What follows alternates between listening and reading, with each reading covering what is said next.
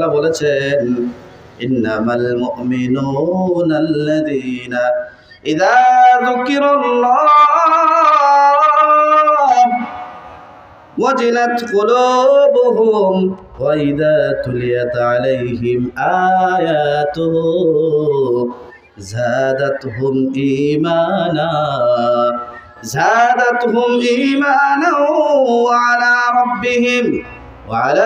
ربهم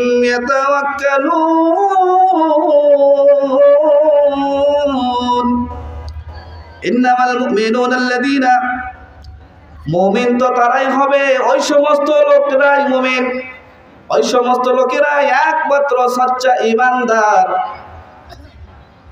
আল্লাযীনা ইযা যুকিরাল্লাহ,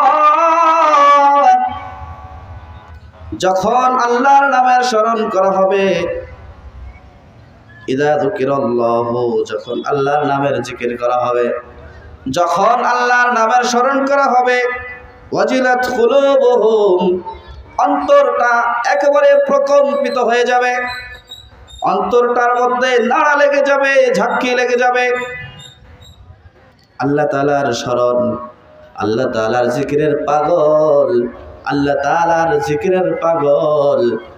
মানুষ যখন একবারে দিশেহারা হয়ে যায়, দেওয়ালে পিঠটা ঠেকে যায়, সামনে এগোনোর কোনো রাস্তা নাই, সব দিক দিয়েও ধুলায় অন্ধকার হয়ে যায়, শুধু দুই চোখে শস্যের ফুল দেখে, কোনো কোল কিনারা পায় না। আল্লাহ তাআলা কোরআনে ঘোষণা করে দিয়েছেন আলা বিযিকরিল্লাহি তাতমাইন্নুল কুলুব। শুনে রাখো, শুনে রাখো, আলা বিযিকরিল্লাহ, জিকিরের মাধ্যমে, আল্লাহর স্মরণের মাধ্যমে তাতমাইন্নুল কুলুব, অন্তরটা প্রশান্তি লাভ করে। দুনিয়া স্ত্রীর সাথে পটে না, ছেলে মেয়ে কথা শোনে না, অধীনস্থ লোক যারা আছে তারাও মান্য করে না, একটা কথা বললে আরো একদিকে চলে যায়, সম্মান করে না, ছাত্ররা ওস্তাদদেরকে সম্মান করে না, এলাকার লোকজন সম্মান করে না, শ্রদ্ধা করে না, মান্য করে না। যত ধরনের টেনশন আছে, বিবাহের উপযুক্ত ছেলে মেয়ে, উপযুক্ত পাত্র পাত্রীর ব্যবস্থা হয় না, মামলা মোকদ্দমা আছে, বিভিন্নভাবে ফেসে গিয়েছে।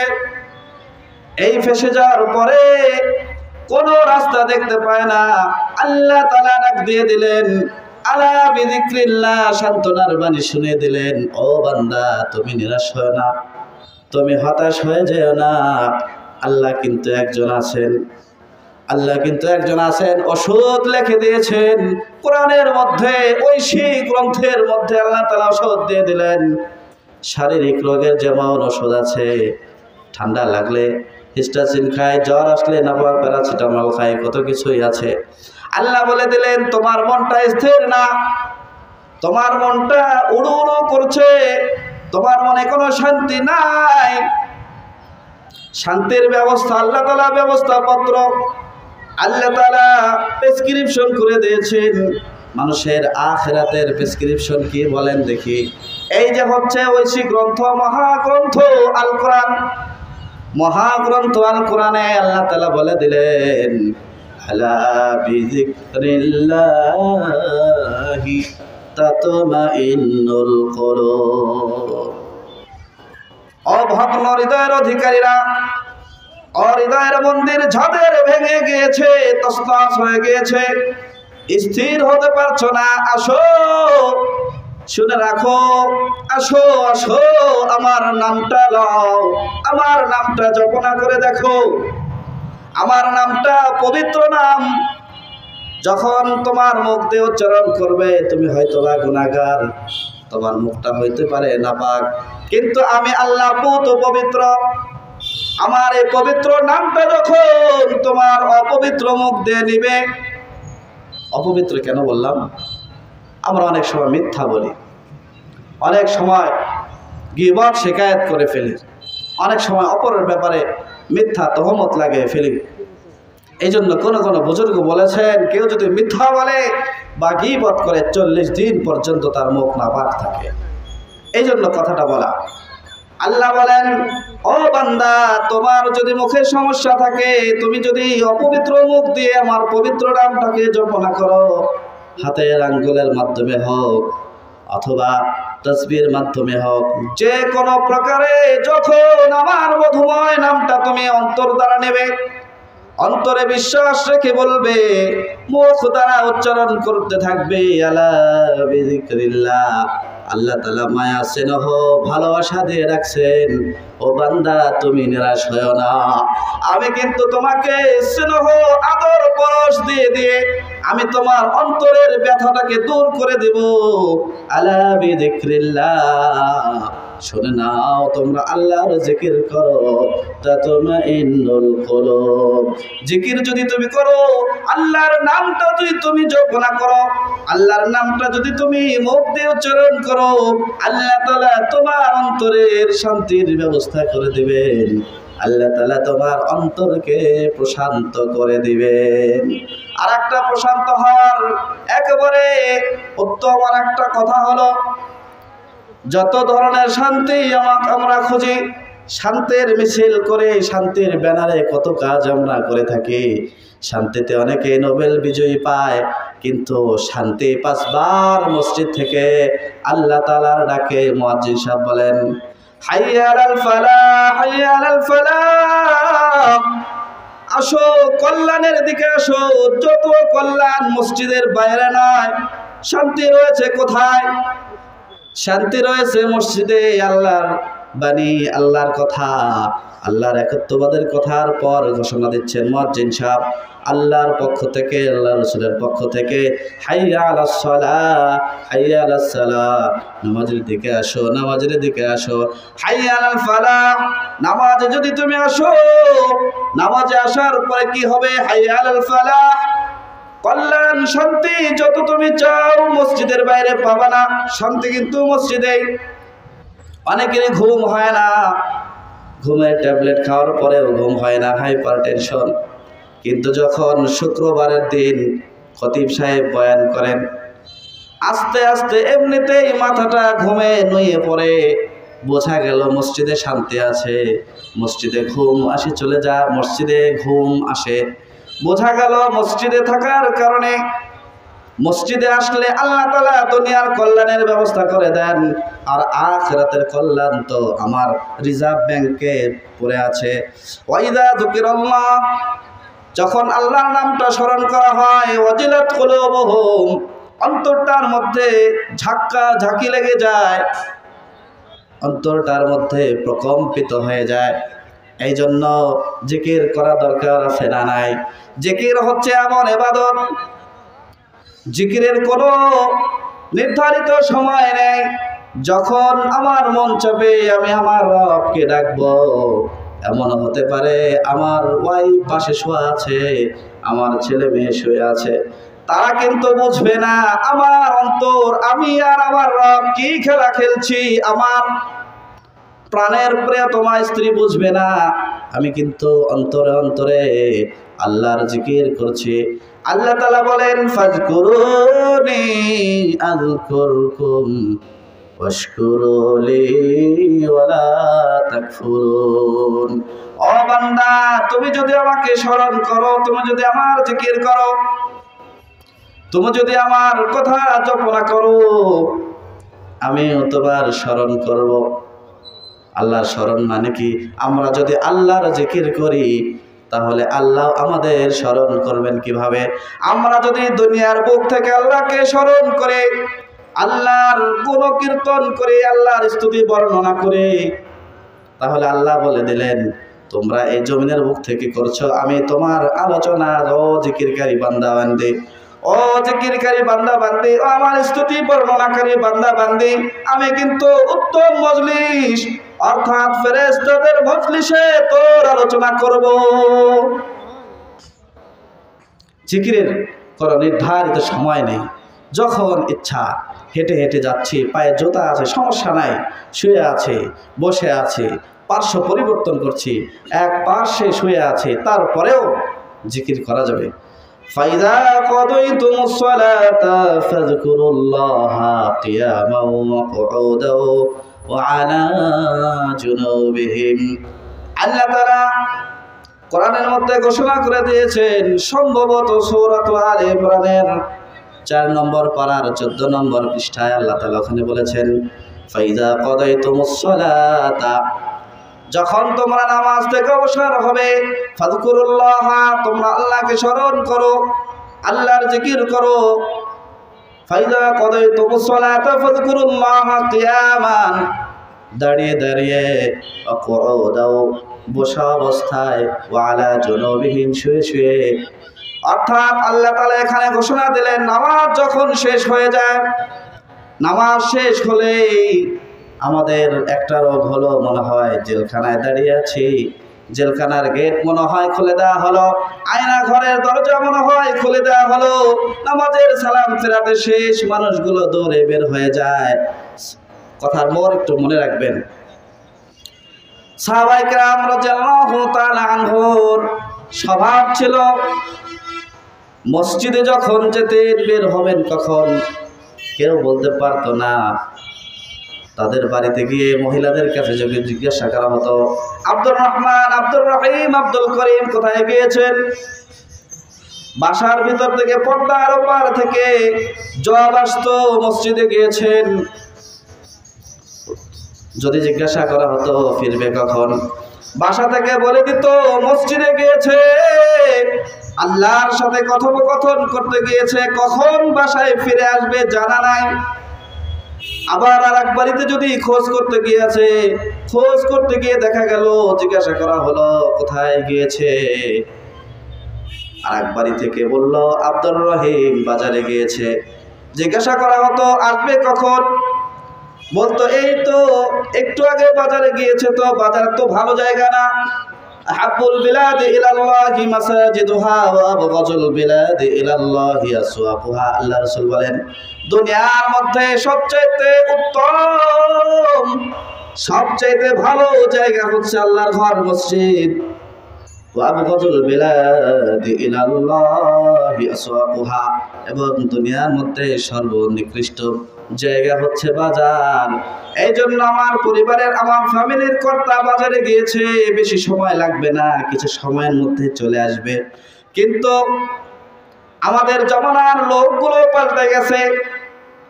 যদি জিজ্ঞাসা করে বাড়ি গিয়ে কোথায় গিয়েছে, বলে মসজিদে গিয়েছে, জুমার নামাজ আদায় করতে গিয়েছে, অথবা আসর জোহর নামাজ, ফজরের নামাজ, এই 2-4 মিনিটের মধ্যে হয়তো বা চলে আসবে।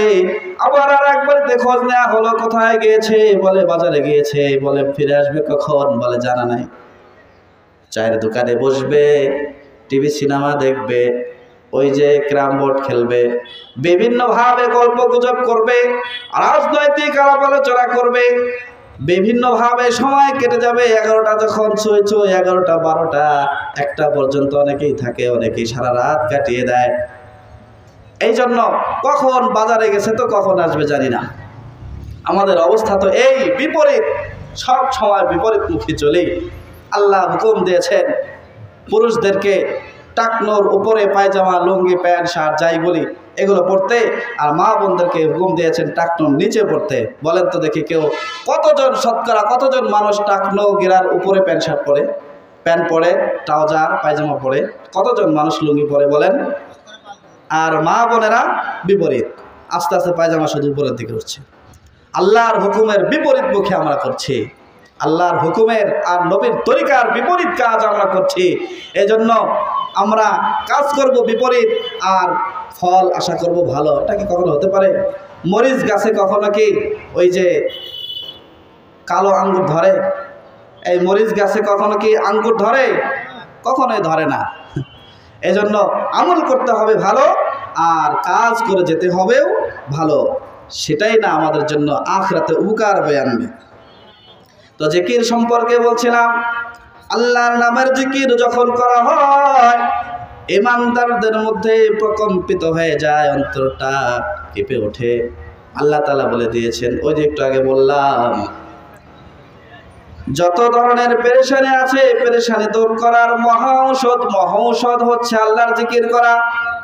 জিকির করব তো? ইনশাআল্লাহ জিকির করতে হবে। জিকিরের আমলটা আমাদের থেকে দিন দিন চলেই যাচ্ছে। জিকির বলতে সুবহানাল্লাহ, আলহামদুলিল্লাহ, আল্লাহু আকবার, লা ইলাহা ইল্লাল্লাহ প্রত্যেক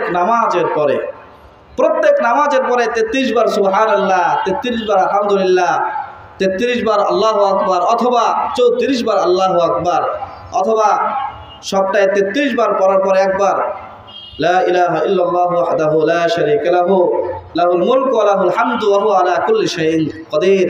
এই রিওয়ায়াতটা এসেছে। প্রত্যেক দিন যদি আমরা প্রত্যেক ফরজ নামাজের পরে 100 বার করে পড়ি, প্রত্যেক দিন হবে 500 বার, 30 দিনে হবে 15,000। কত হাজার? 30 দিনে 15,000 হলে এক বছরে কত হয়? 12 দিয়ে 15,000-এর গুণ দিয়ে দেখেন কত হয়। এইভাবে যদি আমরা 70-80 বছর সামান্য একটা আমল যদি এক জায়গা করি, আখিরাতের পাল্লা ইনশাআল্লাহ অনেক অনেক ভারী হবে। রাজি আছি না জিকির করার জন্য? নিজেরাও জিকির করব, আর আমাদের অধীনস্থ যারা আছে তাদেরকেও জিকির করার জন্য তালকিন করব। আর সর্বোত্তম জিকির হচ্ছে আফজলুল ইবাদাতি তিলাওয়াতুল কোরআন, অথবা আফজলু যিকরি তিলাওয়াতুল কোরআন। এই কোরআন তেলাওয়াত করব। আর একটা কথা হলো, যেখানে যে দোয়া আছে, মসজিদে ঢোকার দোয়া 5টা, মসজিদ থেকে বের হওয়ার সুন্নাত 5টা, এভাবে প্রত্যেক জায়গায় যেখানে যে মাসতুন দোয়া আছে এই দোয়াগুলো পড়াও জিকিরের অন্তর্ভুক্ত। যেখানে যে দোয়া আছে পঠিতব্য দোয়াগুলো আমরা পাঠ করবো ইনশাআল্লাহ।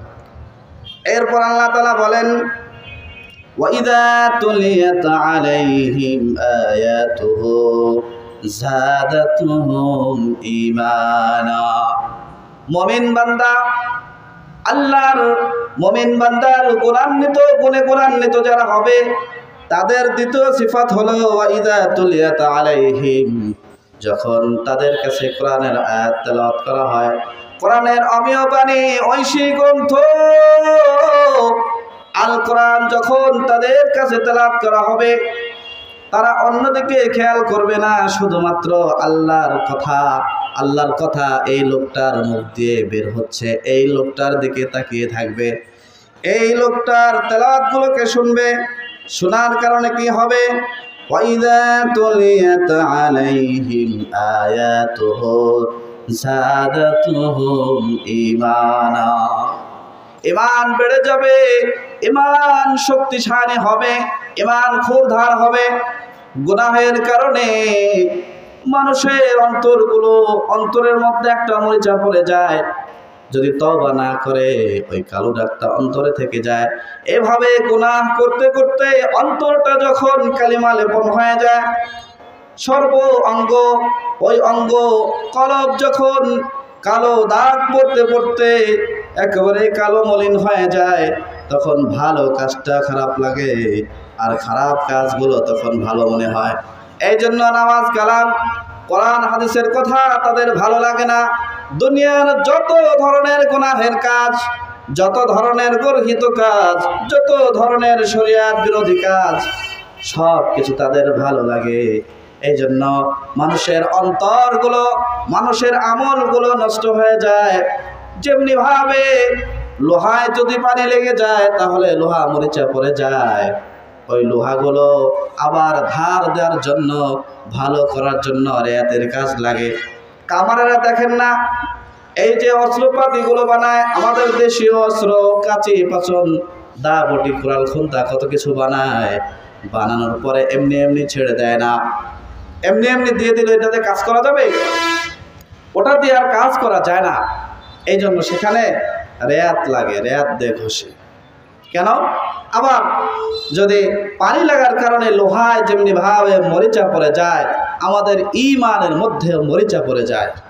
ফজরের সময় সব কিছু একেবারে মনে হয় যেন দুনিয়াটা আমি ঢেকে নিয়ে লেপের তলে চলে আসি, একেবারে দামি কম্বলের নিচে আমি শুয়ে আছি, আমার আর কিছুই দরকার নাই।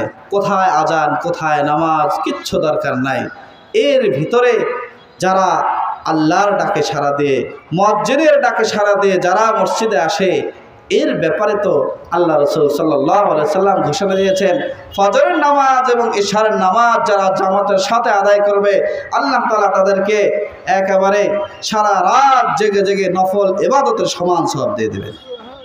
এমনি এমনি ইশার নামাজ বিশেষ করে আসর থেকে শুরু হয়, আসর, মাগরিব, এশা, ফজর।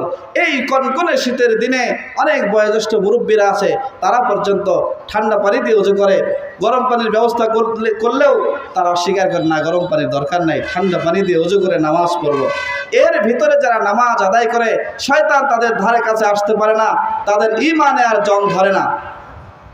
কিন্তু যারা কোরআন থেকে দূরে, হাদিস থেকে দূরে, যারা ইসলাম থেকে দূরে আছে, তাদের ঈমানের মধ্যে জং ধরে গিয়েছে। আল্লাহ তাআলা জং পরিষ্কার করার একটা ওষুধ দিয়ে দিয়েছেন। কোরআন, মহাগ্রন্থ কোরআনটাই হচ্ছে আখিরাতের প্রতিষেধক, আখিরাতের মহা ঔষধ। এই জন্য আল্লাহ তাআলা বলেন, وَإِذَا تُلِيَتْ عَلَيْهِمْ آيَاتُهُ زَادَتْهُمْ ঈমানা। মুমিন বান্দার কাছে যখন কোরআন তেলাওয়াত করা হয়, কোরআনের আয়াত যখন পাঠ করা হয়, তেলাওয়াত করা হয়, যখন ঐশী গ্রন্থ কোনো বান্দা বান্দির সামনে তেলাওয়াত করা হয়, তখন অন্যদিকে খেয়াল করে না, একাধারে মনোযোগ সহকারে আল্লাহর কোরআন শ্রবণ করে, আল্লাহর কোরআন শ্রবণ করে। কারণ আল্লাহ রাসূল বলেছেন, প্রত্যেক হরফে বুঝে হোক না বুঝে হোক শ্রবণ করা অথবা তেলাওয়াত করা 10টা নেকি রাখে। কয় নেকি? কমপক্ষে 10 নেকি। এরপরে যার যতটুকু আমল আছে, যার যতটুকু ঈমান আছে, যার যতটুকু অন্তরের ভক্তি, কোরআনের প্রতি যার যতটুকু শ্রদ্ধা, ভক্তি, ভালোবাসা, ততটুকু পর্যন্ত আল্লাহ তাআলা বাড়িয়ে দেন। মান জাআ বিল হাসানাতি ফালাহু আশরু আমসালিহা। আল্লাহ কোরআনে ঘোষণা করেন, প্রত্যেকটা নেক কাজ, প্রত্যেকটা ভালো কাজ কমপক্ষে আল্লাহ তাআলা 10 দিয়ে দেন। আল্লাহ তাআলা অন্যত্র বলেছেন, এক একটা নেকের কাজ হচ্ছে 100টা ধানের সমান, 100টা বীজের সমান। ওখানে আল্লাহ তাআলা বলে দিয়েছেন, ঈমান হলো একটা গাছের ন্যায়, একটা গাছ থেকে 7টা শীষ বের হয় এবং 7টা শীষ থেকে প্রত্যেকটা শীষের মধ্যে 100টা করে ফসল হয়। কোরআনের আয়াত, সূরা বাকারার একেবারে শেষ দিকে 3 নম্বর পারা 3 নম্বর পৃষ্ঠা এগুলো আছে। তা আল্লাহ তাআলা ওখানে বলেছেন, একটা নেকের কাজ কমপক্ষে 100টা সওয়াবের কাজ রাখে, 100টা পুণ্যের অধিকারী হয়ে যায়। কেউ যদি একটা ভালো কাজ করে, আখিরাতমুখী একটা কাজ করে, তাহলে আল্লাহ তাআলা 100টা নেকি তার আমলনামায় দিয়ে দেন। একের পরিবর্তে কত বলেন দেখি? 100। আল্লাহ তাআলা কি কৃপণ? না, বখিলও নয়, কৃপণও নয়। এরপর আল্লাহ তাআলা একটা মূলনীতি বলে দিয়েছেন, আল্লাহু ইউদাইফু লিমান ইয়াশা। যে যতটুকু ভক্তি, শ্রদ্ধা, ভালোবাসা আর মহব্বত নিয়ে কোরআন তেলাওয়াত করবে, আখিরাতমুখী আমল করবে, যার যতটুকু ভক্তি শ্রদ্ধা, আল্লাহ তাআলা যদি চান এই 700 থেকে 100 থেকে 700 থেকে আরো যত খুশি, আল্লাহ যার প্রতি বেশি খুশি হবেন তার চাইতে বেশি বহু গুণে বাড়িয়ে দেবেন। আল্লাহু ইউদাইফু লিমান ইয়াশা। আল্লাহ যার জন্য চান তাকে বহু গুণে বাড়িয়ে দেবেন। তাহলে প্রত্যেক হরফে কত নাকি? কমপক্ষে কোরআনের দ্বারা প্রথমে পেলাম 10, এরপরে পেলাম 100 থেকে 700। এরপরে আল্লাহ বলেছেন, আল্লাহু ইউদাইফু লিমান ইয়াশা। যে যতটুকু, যার অন্তরের ভক্তি শ্রদ্ধা যতটুকু হবে, আল্লাহ তাআলা তার সওয়াবের পাল্লাও তো বাড়িয়ে দেবেন। এই জন্য কোন মুফাসসিরিনে কিরাম, আল্লাহ রাসূল বলেছেন, আমি বলি না আলিফ লাম মিম একটা হরফ, বরং আলিফুন হরফুন, লামুন হরফুন, মিমুন হরফুন। এখানে 3টা হরফ হয়েছে। 3টা হরফে সর্বনিম্ন আমরা 30টা নেকি পাবো। আব্দুল্লাহ ইবনে আব্বাস রাদিয়াল্লাহু তাআলা আনহু, মুফাসসির কুল শিরোমণি, তিনি বর্ণনা করেছেন তাফসীরে মাজহারির মধ্যে। তিনি আরো একটু এগিয়ে বাড়িয়ে বলেছেন, এই যে আলিফ লিখতে 3টা হরফ লাগে, আলিফ লাম ফা। কুরবান দাবান্দি যদি আলিফ উচ্চারণ করে, তাহলে আলিফ উচ্চারণ করতে 3টা হরফ লাগবে। তাহলে আলিফ বলার সাথে সাথে সর্বনিম্ন কারো আমল নামায় আল্লাহ তাআলা 30টা নেকির ব্যবস্থা করে দেবে। এমনি ভাবে আলিফ লাম মিম তিন তিরিক্ষা নয়, আর 9 10 কে 90। কোন বান্দা বান্দি যদি ভক্তি শ্রদ্ধা সহকারে একেবারে আল্লাহ তাআলার ভালোবাসা নিয়ে আল্লাহ তাআলার উপর বিশ্বাস রেখে আলিফ লাম পড়ে, আলিফ লাম মিম পড়ে, এই বান্দা সর্বনিম্ন 90টা নেকির অধিকারী হয়ে যায়। তো প্রত্যেকটা ভালো কাজ আল্লাহ তাআলা, কোরআন যেহেতু আল্লাহর সর্বোচ্চ গ্রন্থ, এই জন্য এর মর্যাদা তত বেশি। এর মর্যাদা, এর মহত্ব বর্ণনা করে শেষ করার কায়দা নাই। আল্লাহ তাআলা এই জন্য কোরআন তেলাওয়াতের ব্যাপারে বলেছেন, ওয়াইদা তুলিয়াত আলাইহিম আয়াতুহু জাদাতুহুম ঈমানা। মুমিন বান্দা যারা হবে, আল্লাহর উপর বিশ্বাসী যারা হবে, আল্লাহর একত্ববাদে যারা স্বীকারোক্তি দান করবে দুনিয়ার বুকে, কোরআন তেলাওয়াত করার সাথে সাথে তার অন্তরটা প্রকম্পিত হয়ে যাবে। দুনিয়ার সব কিছু বাদ, এখন কোরআনের দিকে আমাকে মনোনিবেশ করতে হবে। এই অন্তর নিয়ে যে দুনিয়াতে বসবাস করবে, আল্লাহ তাআলা তাকে মুমিন হিসেবে কবুল করে নেবেন, ঈমানদার হিসেবে কবুল করে নেবেন। এরপর আল্লাহ তাআলা বলেছেন, আর একটা সিফাতের কথা বলেছেন, যারা ঈমানদার হবে, সচ্চা ঈমানদার হবে, ওয়া আলা রাব্বিহিম ইয়াতাওয়াক্কালুন। যারা মুমিন হবে, ঈমানদার হবে, তাদের ভরসা, তাদের একমাত্র আশার জায়গা, একমাত্র করুণার আধার হবে আল্লাহ। আল্লাহ ছাড়া কারো উপর ভরসা করবে না, শুধুমাত্র আল্লাহকে রব হিসেবে স্বীকার করে নেবে। যা যা কিছু দরকার হাদিসের মধ্যে পাওয়া যায়, কিতাবে পাওয়া যায়।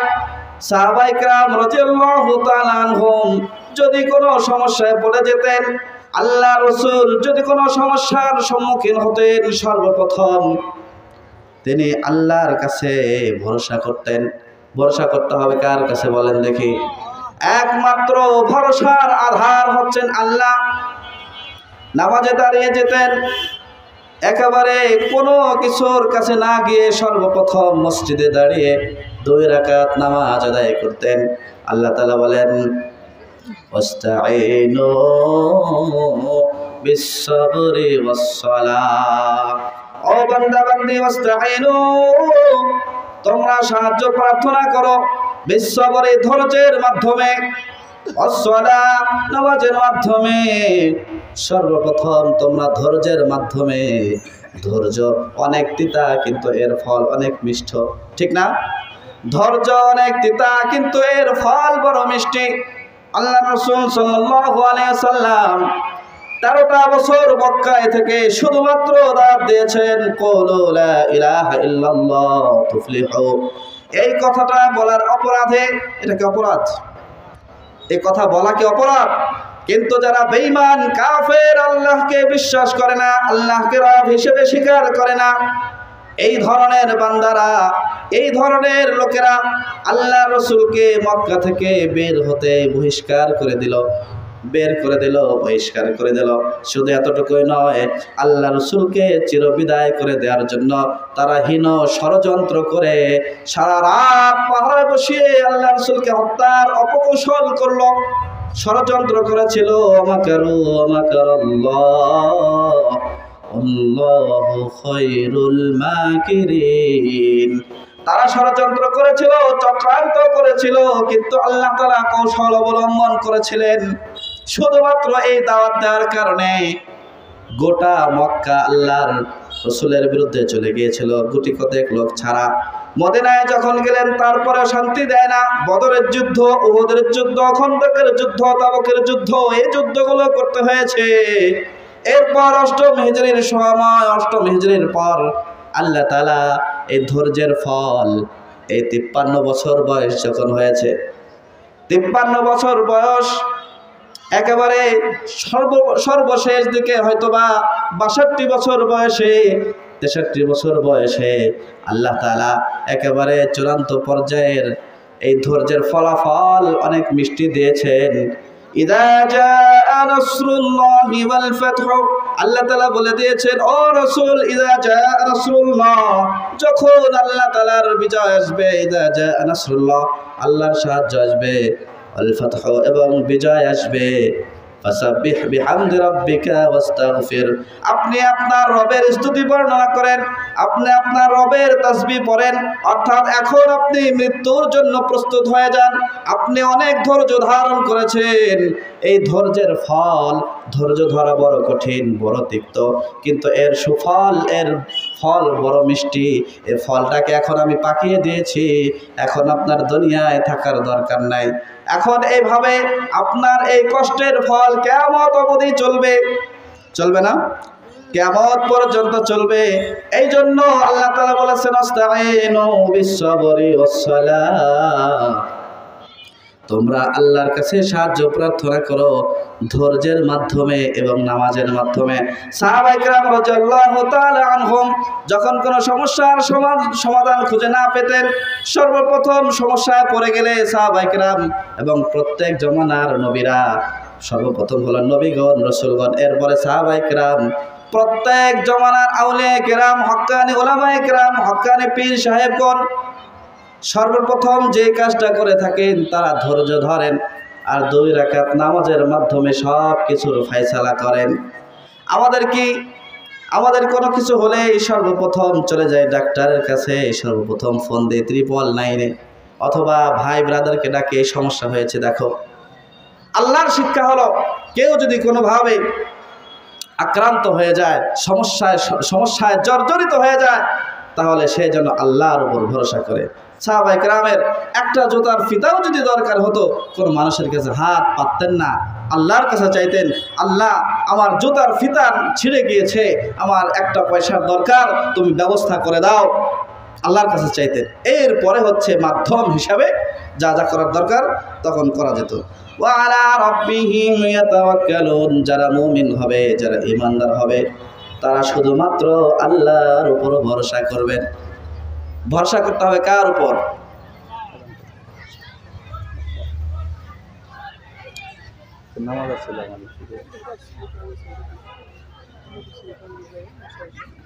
আল্লাহর উপর ভরসা করবে। মুমিন যারা হবে, খাঁটি ঈমানদার যারা হবে, তারা আল্লাহর উপর ভরসা করবে। ভরসা করবে কার উপর? হযরত ওমর রাদিয়াল্লাহু তাআলা আনহু থেকে বর্ণিত, রাসূলুল্লাহ সাল্লাল্লাহু আলাইহি ওয়াসাল্লাম বলেছেন, লাউ আন্নাকুম তাওয়াক্কালুনা আলাল্লাহি হাক্কা তাওয়াক্কুলিহি লা রাযাকাকুম কামা ইয়ারযুকুত তুয়ুর তাগদু খিমাসান ওয়া তারুহু বিতানান। লাউ আন্নাকুম তাওয়াক্কালুনা আলাল্লাহি হাক্কা তাওয়াক্কুলিহি, কোন বান্দা বান্দি যদি আল্লাহর উপর যথাযথভাবে তাওয়াক্কুল করত, ভরসা করত, তাহলে আল্লাহ তাআলা পাখি পশু পক্ষী যেমনি ভাবে তারা তাগদু খিমাসান ওয়া তারুহু বিতানান, সকালবেলা একেবারে খালি পেট নিয়ে বের হয়ে যায়, তাদের পেটে কোনো খাবার থাকে না। আমরা ঘুম থেকে ওঠার আগেই দেখি পাখিকুল পক্ষীকুল উড়ে উড়ে কোথায় যেন চলে যায়, খাবারের সন্ধানে তারা চলে যায়। তাগদু খিমাসান, আবার যখন সন্ধ্যা লেগে যায় একেবারে তারুহু বিতানান, তারা ভরা পেটে আবার বাসায় ফিরে চলে আসে। আল্লাহ রাসূল বলেন, কোন বান্দা বান্দি যদি যথাযথভাবে আল্লাহর উপর তাওয়াক্কুল করে, তাহলে তারা আল্লাহ তাআলা পক্ষীকুলকে যেমনি ভাবে রিজিক দিয়েছেন, বেহিসাব রিজিক দিয়েছেন, আল্লাহ তাআলা অমনি ভাবে আল্লাহর উপর পরিপূর্ণ তাওয়াক্কুলকারীকে রিজিক দিয়ে দেবেন, বেহিসাব রিজিক দিয়ে দেবেন। এজন্য মুমিন যারা হবে তারা আল্লাহর উপর তাওয়াক্কুল করবে। আর একটা গুণ হলো আল্লাযীনা ইউকিমুনাস সালাতা ওয়া মিম্মা রাযাকনাহুম ইউনফিকুন, তারা নামাজ কায়েম করবে, নামাজকে যথাযথভাবে আদায় করবে। নামাজ কায়েম করার অর্থ হলো নামাজের ফরজ, ওয়াজিব, সুন্নাত, মুস্তাহাব, মানদুব যেখানে যেটা আছে যথাযথভাবে আদায় করবে। শুধুমাত্র শুক্রবারের দিন ইমাম সাহেব খুতবা দিতে দাঁড়িয়েছেন, তার একটু পরে ইমাম সাহেব যখন দাঁড়ালো, 2 রাকাত নামাজ পড়ার পর ঢুকলাম, সবার পরে আবার বের হয়ে গেলাম, সালাম ফেরানোর সাথে সাথে চলে বের হয়ে গেলাম, এরকম না। একেবারে যথাযথভাবে ফরজ, ওয়াজিব, সুন্নাত, মুস্তাহাব যা যা আছে সব কিছু আদায় করতে হবে। এটার নাম হলো আকিমুস সালাহ, নামাজ কায়েম করতে হবে। নামাজ কায়েম করলে অনেক বড় ফজিলত, অনেক বড় অনেক কিছু আল্লাহ তাআলা দিবেন। ওয়া'মুর আহলাকা বিস-সালাতি ওয়াসতাবির আলাইহা। আল্লাহ তাআলা সূরাতুল আম্বিয়ার মধ্যে সূরাতুল হজের মধ্যে বলে দিয়েছেন, ওয়া'মুর আহলাকা বিস-সালাতি ওয়াসতাবির আলাইহা। ও নবী, আপনি আপনার পরিবারকে নামাজের হুকুম দেন। ওয়াসতাবির আলাইহা, 2 রাকাত 2 ওয়াক্ত পড়লাম, 3 ওয়াক্ত পড়লাম, আর 2 ওয়াক্ত পড়লাম না, 5 ওয়াক্ত পড়লাম, মাঝে মাঝে আবার 1 ওয়াক্ত পড়লাম, ছেড়ে দিলাম, এরকম না। ওয়া'মুর আহলাকা বিস-সালাতি ওয়াসতাবির আলাইহা, নামাজের আদেশ করেন এবং নামাজের উপর তারা যেন অটল থাকে, অবিচল থাকে, মাঝে মাঝে যেন কামাই না দেয়, অনুপস্থিত যেন না থাকে, একেবারে পাক্কাভাবে 5 ওয়াক্ত নামাজ যেন তারা আদায় করে। লা নাসআলুকা রিজকা, ও নবী, আমি আপনার কাছে রিজিক চাই না, আমি আপনার কাছে রিজিকের অন্বেষণ করি না। নাহনু নারযুকুকা ওয়াল আকিবাতু লিত্তাকওয়া, আমি আপনাকে রিজিক দিয়ে দেই, আর রিজিক দুনিয়াতে দেই। ওয়াল আকিবাতু লিত্তাকওয়া, যারা আল্লাহকে ভয় করবে, যারা আখিরাতকে ভয় করবে। আল্লাহ তাআলা বলেন আখিরাতের শুভ পরিণাম যারা মুত্তাকি, যারা নামাজ আদায় করার মাধ্যমে, যারা অন্যান্য ইবাদত করার মাধ্যমে, বিশেষভাবে যারা নামাজ আদায়ের মাধ্যমে আল্লাহকে ভয় করবে, আল্লাহর কুদরতি পায়ে সিজদা দেয়াকে যারা ভয় করবে, আল্লাহ তাআলা কোরআনে বলে দিয়েছেন, ওয়ালিমান খাফা মাকাম রাব্বিহি জান্নাতান। আল্লাহর সামনে যারা দাঁড়ানোকে ভয় করবে, দণ্ডায়মান হওয়াকে ভয় করবে, আল্লাহ তাআলা বলেন আমি তাকে একটা জান্নাত দিয়ে অসম্মানিত করব না, আমি তার জন্য 2টা জান্নাত রেখেছি। ওয়ালিমান খাফা মাকাম রাব্বিহি জান্নাতান, যে বান্দা আমার সামনে আমার কুদরতি পায়ে সিজদা দেয়াকে ভয় করে চলবে, দণ্ডায়মান হওয়াকে ভয় করবে, অর্থাৎ আমি কার সামনে দাঁড়াচ্ছি? থানার ওসির সামনে কথা বলতে যুবথুবু অবস্থা, শরীরের মধ্যে কম্পন সৃষ্টি হয়ে যায়, তাহলে আমি এখন আল্লাহর সামনে দাঁড়াচ্ছি। এই ভয়টা নিয়ে যদি আমি মসজিদের মধ্যে আমার জায়নামাজে, আমার মুসল্লায় যেখানেই দাঁড়াই না কেন, আল্লাহ তাআলা বলেন আমি একটা জান্নাত দিয়ে তাকে ছোট করতে চাই না, আমি ওই বান্দা বান্দিকে 2টা জান্নাতের অধিকারী করে দেব। কোরআনের মধ্যে আল্লাহ বলেছেন সূরাত আর-রহমান। তো আল্লাহ তাআলা আল্লাহ রাসূলকে আদেশ করলেন নিজে নামাজ পড়ুন, পরিবার পরিজনকে নামাজের আদেশ করেন। নামাজ পড়লে আল্লাহ তাআলা রিজিক বাড়িয়ে দেয়, কোরআনের ঘোষণা। আমি আপনার কাছে রিজিক চাই না, যদি নামাজ আদায় করেন। নাহনু নারযুকুকা ওয়াল আকিবাতু লিত্তাকওয়া, আল্লাহ তাআলা কোরআনে ঘোষণা করে দিলেন। আল্লাহ তাআলা বলেন আখিরাতের শুভ পরিণাম অর্থাৎ জান্নাতের সার্টিফিকেট তারা পেয়ে যাবে, আমলনামা ডান হাতে পাবে, বিজলির মতো ফুলসিরাত পার হয়ে যাবে, কবরের আযাব মাফ করে দেবেন, আর দুনিয়ার রিজিকের অভাব দূর করে দেবেন। এই কাজটা যারা করবে শুভ পরিণাম জান্নাত আল্লাহ তাআলা তাদেরকে দিয়ে দেবেন।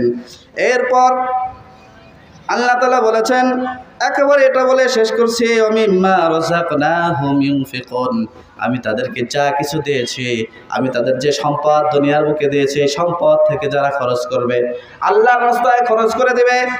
আল্লাহ তাআলা যা কিছু দিয়েছেন, ওমিম্মা রাযাকনাহুম, আল্লাহ তাআলাই দেন, আল্লাহ তাআলাই কেড়ে নেন। আমরা অনেক কিছুই দেখি আল্লাহ তাআলা ক্ষমতা দেওয়ার মালিক, আবার ক্ষমতা ছিনিয়ে নেওয়ার মালিক। আল্লাহ তাআলা সম্মান দেওয়ার মালিক, আবার সম্মানটাকে ছিনিয়ে নেওয়ার মালিক। এই জন্য যারা আল্লাহর উপর ভরসা করবে এবং নামাজ কায়েম করবে এবং আল্লাহর রাস্তায় আল্লাহ তাআলা যা কিছু দিয়েছেন তা থেকে খরচ করবে, তারাই হলো প্রকৃত মুমিন। এই জন্য সর্বশেষ কথা হলো, আল্লাহ তাআলা যে মুমিনদের সিফাত বলেছেন, এই গুণগুলো যার মধ্যে থাকবে সে মুমিন।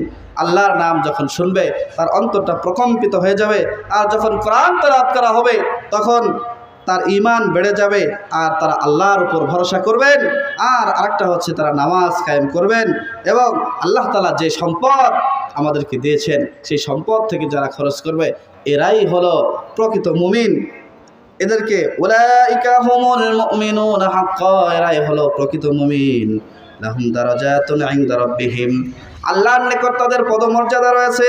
ওয়া মাগফিরাতুন, আল্লাহর পক্ষ থেকে তাদের ক্ষমার ঘোষণা করে দেওয়া হয়েছে। ওয়া রিজকুন কারীম, এবং উত্তম উত্তম রিজিক, সম্মানিত রিজিক দেওয়া হবে। ওখানে তেলাপিয়া মাছ আর পাঙাশ মাছ দেবে না। আমাদের সাধারণ খাবার কি? ব্রয়লার মুরগি, তেলাপিয়া মাছ, আর কি পাঙ্গাস মাছ। এই তো ওখানে আল্লাহ তাআলা বলেন এই সাধারণ খাবার দিয়ে তোমাকে অসম্মানিত করা হবে না, রিজকুন কারীম, সম্মানিত রিজিক দেওয়া হবে। আল্লাহ তাআলা আমাদেরকে এই 5টা সিফাতের উপর আমল করে দুনিয়া এবং আখিরাতের চিরসুখের জান্নাত, দুনিয়া এবং আখিরাতের কল্যাণ অর্জন করার তৌফিক দান করুন। ওয়া আখিরু দাওয়ানা আলহামদুলিল্লাহি রাব্বিল আলামিন। আসসালামু আলাইকুম ওয়া রাহমাতুল্লাহি ওয়া বারাকাতুহু।